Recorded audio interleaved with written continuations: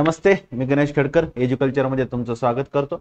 Current algorithm ही आपण YouTube series सुरू केलेली आहे। त्यामध्ये या वर्षभरात ज्या ज्या महत्त्वाच्या टॉपिकवर क्वेश्चन विचारले जाऊ शकतात असे टॉपिकच आपण प्रायोरिटीने डिस्कस करत आहोत।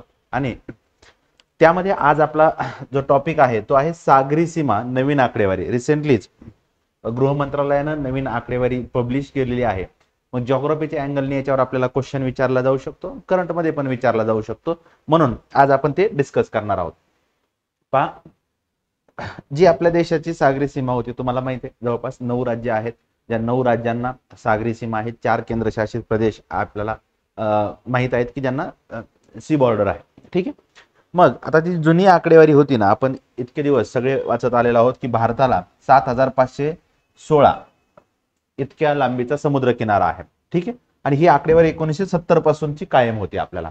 परंतु रिसेंटली केंद्र सरकारने काय केलेलं आहे की केंद्र सरकारचा जो भारतीय विज्ञान आणि तंत्रज्ञान विभाग आहे त्यांनी एक सर्वेक्षण केलं, आणि त्या सर्वेक्षण करताना त्यांनी थोडीशी मोजण्याची पद्धत बदललेलं आहे। मोजणीचं प्रमाण जे स्केल असतं ते स्केल आणि गणनाची पद्धत याच्यात बदल केल्यामुळे समुद्र किनाऱ्याची लांबीमध्ये वाढ झालेली आपल्याला पाहता येते, आणि तोच आज आपला टॉपिक आहे।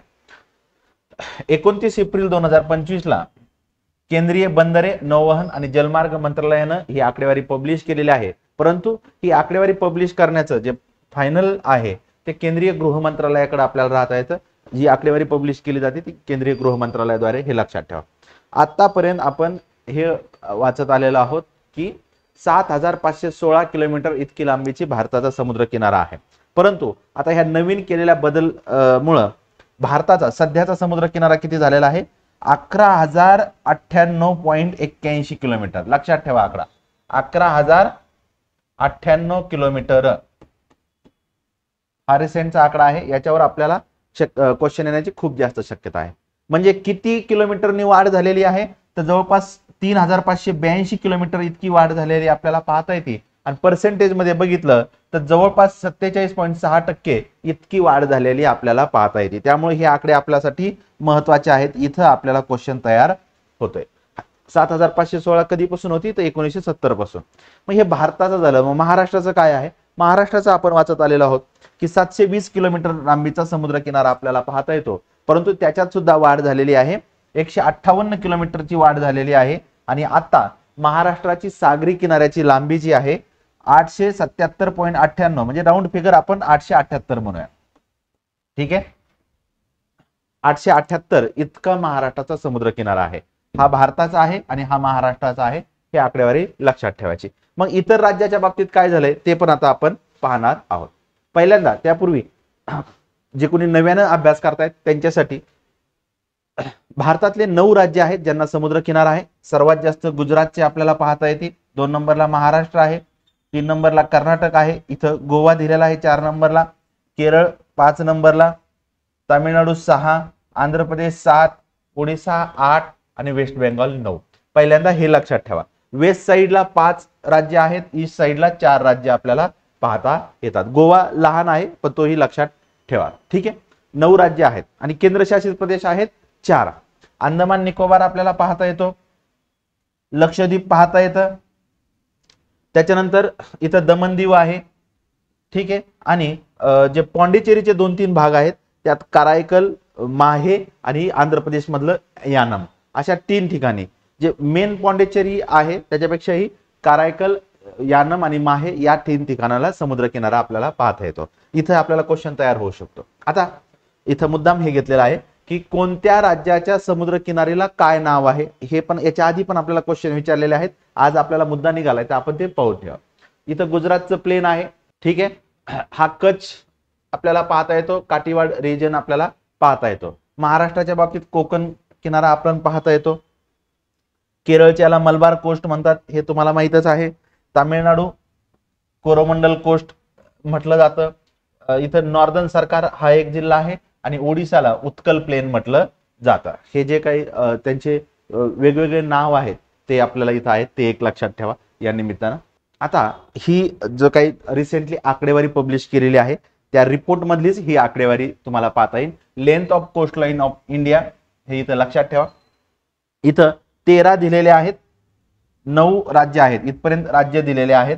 ठीक आहे, आणि खाली केंद्रशासित प्रदेश आहेत. ही आकडेवारी आहे, ही इमेज पहा. मी तुम्हाला पुढच्या इमेजवर रिसेंटची आकडेवारी आणि मागची जी काय आकडेवारी आहे ती दोन्ही आकडेवारी सांगतो. फायनल आकडा 11,098 किलोमीटर आहे, हे लक्षात ठेवा. ठीक आहे, आता इथं जर आपण थोडंसं डिटेलमध्ये पाहूया. त्यांनी त्याच रिपोर्टमध्ये हे सांगितलेलं आहे भारताचे एकूण बेट किती आहेत, आयलंड किती आहेत. तर एकूण बेट आहेत 1298, त्यात ऑफशोर बेट आहेत 1059 आणि एकूण बेट आहेत 239. ही पण आकडेवारी लक्षात ठेवा. भारताच्या 9 राज्याला समुद्रकिनारा आहे. इथं 9 राज्य मी तुम्हाला दिलेले आहेत आणि 4 केंद्रशासित प्रदेश, असे एकूण 13 राज्य आणि केंद्रशासित प्रदेश आहेत, हे लक्षात ठेवा.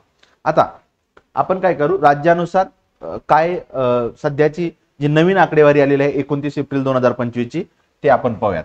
नवीन आणि हे जुनी आकडेवारी आहे. ठीक आहे,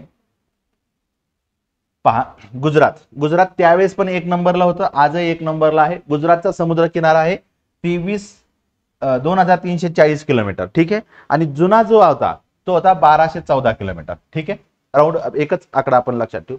आता पूर्वी काय होतं, 2 नंबरला आंध्र प्रदेश होतं. इथं पहा, जुन्या आकडेवारीनुसार आंध्र प्रदेश 2 नंबरला होतं आणि तामिळनाडू 3 नंबरला होतं.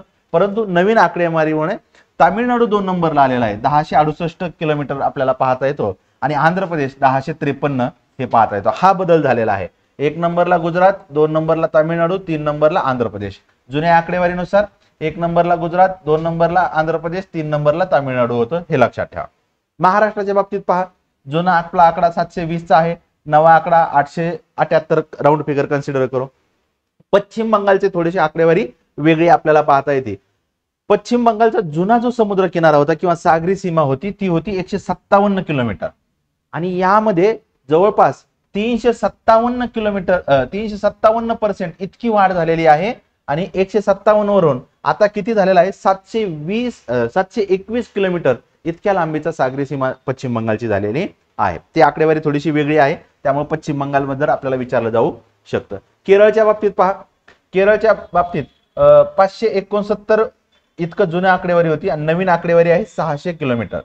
ठीक आहे, आणि सगळ्यात कमी वाढ झालेलं राज्य म्हणजे केरळ आहे, हे लक्षात ठेवा. सर्वाधिक वाढ कुणात झालेली आहे, पश्चिम बंगाल, आणि सर्वात कमी कुठं झालेली आहे, केरळ, हे लक्षात ठेवा. दोन्ही आकडेवारी. ओडिसाच्या बाबतीत पहा, ओडिसामध्ये जुनी 476 होतं, नवीन नुसार 547 पाहता येतं. कर्नाटकमध्ये 280 जुनं होतं, नवीन 343 आहे. आणि गोवा जुन्या आकडेवारीनुसार 100 आणि नवीन आकडेवारीनुसार 193 किंवा राऊंड फिगर 194 हे आपल्याला पाहता येतं. इथं आपल्याला क्वेश्चन जास्त विचारले जाऊ शकतात. गुजरात 1 नंबरला आहे, तामिळनाडू 2 नंबरला आहे, आंध्र प्रदेश 3 नंबरला आहे. सर्वाधिक वाढ पश्चिम बंगालमध्ये झालेली, सर्वात कमी केरळमध्ये झालेली आपल्याला पाहता येते. आणि प्रत्येक राज्य आहे 9 राज्य की ज्याच्यामध्ये वाढ झालेली आपल्याला पाहता येते. आता केंद्रशासित प्रदेश, 4 केंद्रशासित प्रदेश आहेत, त्यात अंदमान निकोबार. जर ओव्हरऑल विचारलं तर गुजरात पेक्षाही जास्त अंदमान निकोबारचा आहे, 3083 किलोमीटर. गुजरातची आकडेवारी आपण इथं पाहिलेली आहे 2340 किलोमीटर. त्यामुळे लक्षात ठेवा, राज्य विचारलं तर गुजरात, एकूण विचारलं तर अंदमान निकोबार आहे ते. लक्षद्वीप 144 किलोमीटर आपल्याला पाहता येतं. पुदुचेरीच्या बाबतीत फक्त हे एक थोडंसं वेगळं उदाहरण आहे. पुदुचेरीच्या बाबतीत 42.65 किलोमीटरचा सागरी किनारा आहे. कुठं कुठं आहे, यानम, कारायकल आणि माहे. ठीक आहे, आणि 4 ठिकाणं मिळून, आता पुदुचेरीचं तुम्ही बघितलं असेल, यानम आंध्र प्रदेशमध्ये आहे, करायकल तामिळनाडूमध्ये आहे, माहे केरळमध्ये आपल्याला पाहता येतं, आणि पुदुचेरी पण तामिळनाडूच्या एकाच एरियामध्ये आहे. असे 4 ठिकाणं मिळून पुदुचेरी तयार होतं, हे लक्षात ठेवा. पुदुचेरीचं उदाहरण वेगळं आहे की पुदुचेरीचं क्षेत्रफळ जे आहे, जे सागरी सीमाचं क्षेत्रफळ आहे ते कमी झालेलं आहे 10%, हे लक्षात ठेवा. असं विचारलं जाऊ शकतं की कोणत्या केंद्रशासित प्रदेशाचं सागरी सीमा कमी झालेली आहे, तर पुदुचेरीची कमी झालेली आपल्याला पाहता येते. आणि दीव दमनच्या बाबतीत जर पाहिलं तर 54.38 किलोमीटर आपल्याला पाहता येतं. मग सगळ्यात लास्टला पुदुचेरीच आहे, हे एक लक्षात ठेवा. आता हे झालं देशाच्या बाबतीतला. पूर्ण देशाची आकडेवारी पाहिली आपण, त्याच्यातल्या 9 राज्याची आकडेवारी पाहिली, 4 केंद्रशासित प्रदेशाची पण पाहिलेली आहे. आता महाराष्ट्राची जी काही रिसेंटची आकडेवारी आहे, तर महाराष्ट्रात आता हे जे आपण घेतलेलं आहे तर 7 जिल्हे आहेत महाराष्ट्रात. 7 जिल्हे आहेत ज्यांना सागरी सीमा आहेत, आणि हे 7 जिल्ह्याची मी नावं दिलेले आहेत. पण ही जी आकडेवारी आहे ही 720 किलोमीटर नुसार आहे. नवीन आकडेवारी आपल्याकडे अजून आलेली नाही, त्यांनी त्याचं बायफर्केशन केलेलं नाही स्टेज वाईज, म्हणून फक्त मी माहितीसाठी हे घेतलेलं आहे. ज्यावेळेस नवीन आकडेवारी येईल त्यावेळेस पण मी त्याच्यात ऍड करेल, हे लक्षात ठेवा. रत्नागिरीमध्ये सर्वाधिक आहे 237 किलोमीटरचा. रायगडमध्ये 122 किलोमीटरचा आहे. त्यांनी त्या वेबसाईटवर दिलेलं आहे की 2 बेट आहेत तिथं, खांदेरी आणि उंदेरी. नंतर सिंधुदुर्गमध्ये 120 किलोमीटरचा आहे, कुर्टे बेट आहे, याच्यावर पण आपल्याला प्रश्न आलेला आहे. बृहन्मुंबई इथं थोडंसं वेगळं आहे. इथं बृहन्मुंबई म्हणताना आपण मुंबई शहर आणि उपनगर असे 2 जिल्हे एकत्र घेतलेले आहेत आणि दोघांचे मिळून 114 किलोमीटर आहे. ठीक आहे, इथं 6 दिसतील, पण मुंबई शहर आणि उपनगर हे 2 वेगवेगळे कन्सिडर केले तर 7 जिल्हे होतील. पालघरला 102 किलोमीटर आणि सगळ्यात कमी ठाण्याला 25 किलोमीटर आहे. असे 7 जिल्हे आहेत ज्याला सागरी किनारा आहे आणि याची बेरीज केली तर 720 होती. नवीन आकडेवारीनुसार आपल्याला ते 878 पाहिजे. ज्यावेळेस ते पब्लिश होईल त्यावेळेस आपण त्याच्यात ऍड ऑन करू. ठीक आहे, हे महाराष्ट्राचा समुद्र किनारा आपल्याला पाहता येतो. सिंधुदुर्ग आहे, रत्नागिरी, रायगड नंतर मुंबई सिटी, मुंबई सबअर्बन, ठाणे आणि पालघर अशा ठिकाणी आपल्याला हा समुद्र किनारा पाहता येतो, सागरी सीमा जी आहे.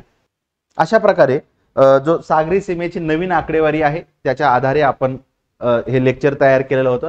याच्यावर क्वेश्चन येण्याची शक्यता खूप जास्त आहे, कारण खूपच दिवसातून ही आकडेवारी बदललेली आपल्याला पाहता येते, म्हणून मग आपण ते आज मुद्दाम इथं डिस्कस केलेलं आहे. जे 28 सप्टेंबर 2025 ला राज्यसेवा पूर्व परीक्षा होणार आहे त्याच्यासाठी आपण पॉलिटीची PYQ अल्गोरिदम बॅच सुरू केलेली आहे. या बॅच मध्ये 2013 ते 24 या दरम्यानचे एकूण 12 पेपर मधले 163 क्वेश्चन अतिशय डिटेलपणे डिस्कस केलेले आहेत. त्यामध्ये कन्सेप्ट क्लिअर करण्यावर भर दिलेला आहे. पॉलिटीच्या करंट इव्हेंट कव्हर केलेल्या आहेत.